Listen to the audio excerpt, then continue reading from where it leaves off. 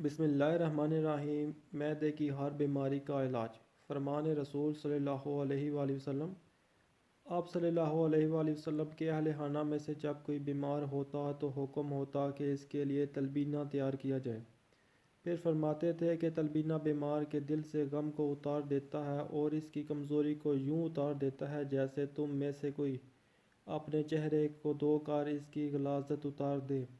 جب کوئی نبی کریم صلی اللہ علیہ وآلہ وسلم سے بھوک کی کمی کی شکایت کرتا تو آپ اسے تلبینہ کھانے کا حکم دیتے اور فرماتے کہ خدا کی قسم جس کے قبضے میں میری جان ہے، یہ تمہارے پیٹوں سے غلاظت کو اس طرح اتار دیتا ہے جس طرح تم میں سے کوئی اپنے چہرے کو پانی سے دھو کر صاف کر لیتا ہے۔ جس کو بھی معدے کی کوئی پرابلم ہو، السر ہو، سب کے لیے بہترین دوا اور شفا ہے۔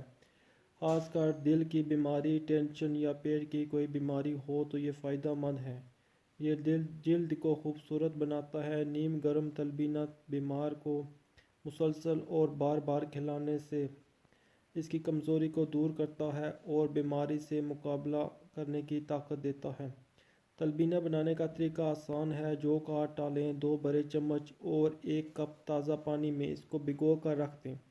برتن میں جو کا پانی تیز گرم کریں۔ اس گرم پانی میں جو کے آٹے کا جو بھگویا ہوا کپ ہے وہ ڈال کر 5 منٹ تک ہلکی آنچ پہ پکاتے رہیں اور ہلاتے رہیں، پھر اتار کر اسے ٹھنڈا کریں۔